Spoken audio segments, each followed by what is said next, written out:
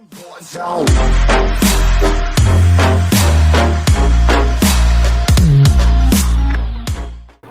it rains, it can flood. Most homeowners don't realize that their policy doesn't cover flood until the water is rising. Do y'all remember Hurricane Katrina? We all do. And the number one thing that happened in Hurricane Katrina was what? Those levees broke, and what happened? It flooded. I remember seeing a documentary on Hurricane Katrina, and it was a famous actor. I forgot his name, but he was in that documentary. And he said he was pissed with Allstate, that he was not in good hands with Allstate because they would not cover his mother's home because it was due to flood.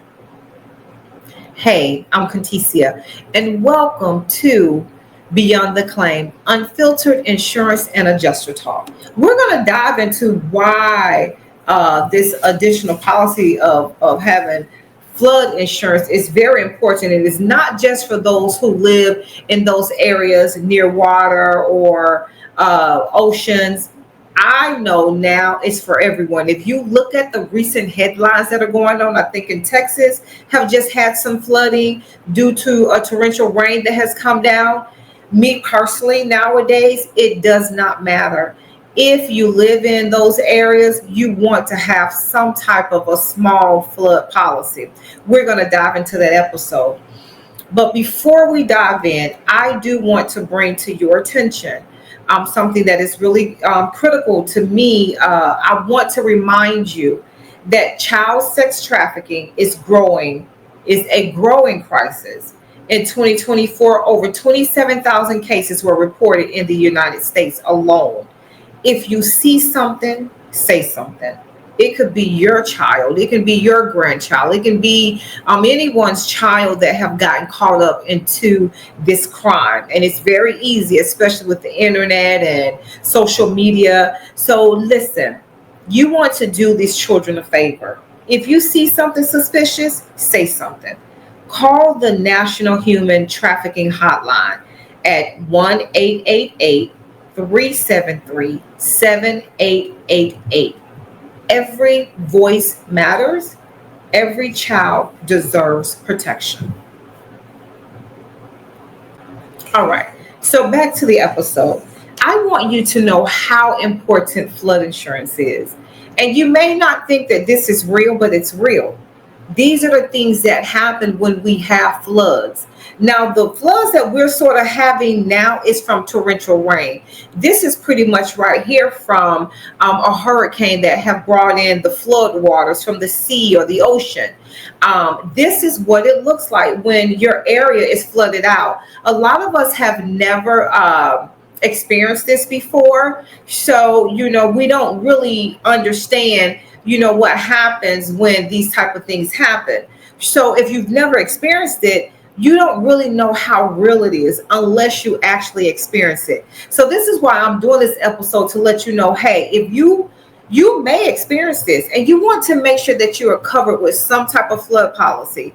If you look at these recent headlines that are going on out of Texas, what it was, North Carolina, these people are flooding out. Their homes are being flooded. It's so much rain that is coming. The grounds are being saturated, and it's not having time to absorb the water that's coming in. So these are the issues that we're facing right now. Now, like I did say, take a look at the recent headlines. The recent headlines are showing that we are being flooded out. That rain is coming. If you have a chance, just go ahead and Google Texas, and you'll see the recent headlines of what Texas is going through with their flooding. Now, I want to just bring to your attention that flood insurance, me personally, I think it is something that we all need to take a look at. All right. And with the flood insurance, it is there to handle flood. Because what happens when that water comes up from the ground, your policy doesn't cover groundwater.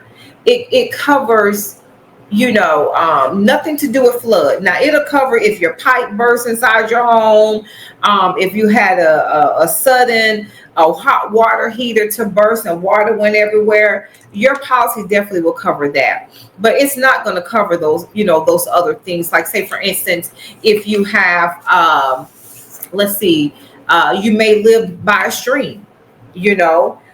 You also may live in those areas that they're saying, okay, well, it's not a flood area, but it can be the drainage outside has overflowed. It wasn't taken care of properly. Those things can also flood as well. And your policy is not going to cover that because that is coming from the outside. This is why I do want you to take into consideration a small flood policy that I think would definitely help you with this. Now, me personally, let me tell you something. As an adjuster, whenever I know a hurricane has come through and I see that the majority of the damage is water, do you know what we gear up for? We gear up and we have to get ourselves together because we know that these policyholders are going to start calling in, filing claims. And I do have to be honest with them and get ready to hear their sob stories, their sad stories that they don't have any other coverage. But what they're doing, they'll give us a call. They'll ask for a denial letter.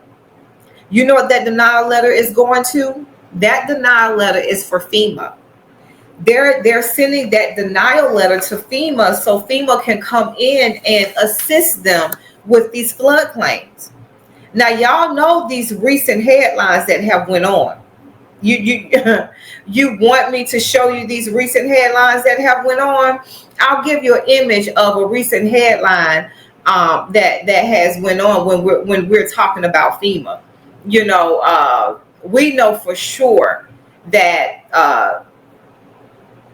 FEMA more than likely won't be around after this hurricane season.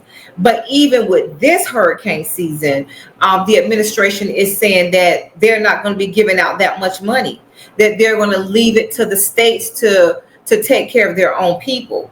So that $43,000 that FEMA was giving to homeowners, especially when you're calling in to your insurance company just to get that denial letter to give the FEMA, that $43,000 may not be there anymore. That was the max that FEMA was giving. So you can't even rely on that anymore. So what I'm doing, I'm trying to bring to the forefront so you can really think about, because our homes pretty much is most of our biggest asset that we have.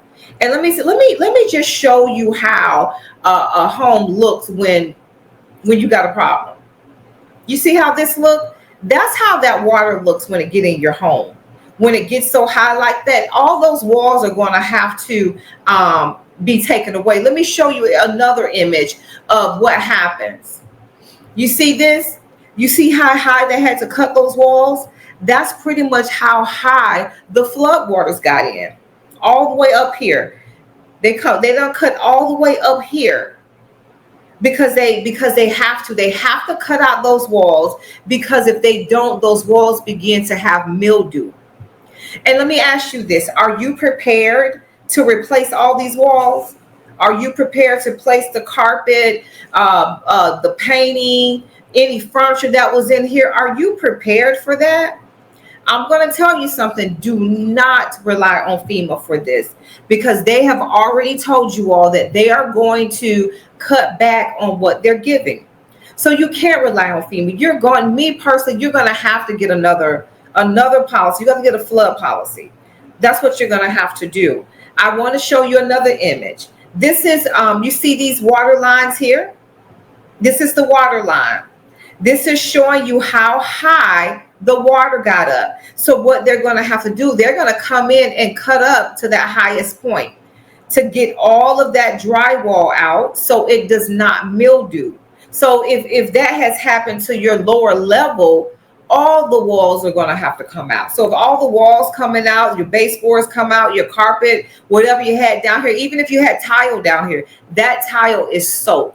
When the mitigation people come in, they're going to do like a moisture reader, and more than likely that moisture reader is going to show that they were not able to get all that moisture out of that tile. So this is something that you really want to consider. Now, you can definitely get a policy. I say, me personally, you want to look at the different programs that are out there. There are some programs to where you can go with a regular insured who do handle flood policies or sell flood policies. But normally, flood policies, they come with a 30-day wait period. So you all know we're getting into hurricane season. So me personally, you want to go ahead and make a decision, because you're going to have that 30-day wait period, and that's going to be with the NFIP. They have a 30-day wait period for flood insurance to kick in. And so if you wait for the storm to hit, or a storm is forecast, it's going to be too late, because you don't have 30 days. And most of those policies come with a 30-day waiting period. So you're going to have to, you want to go ahead, to me, it's sort of go ahead and move on this. I also wanted to give you some more information.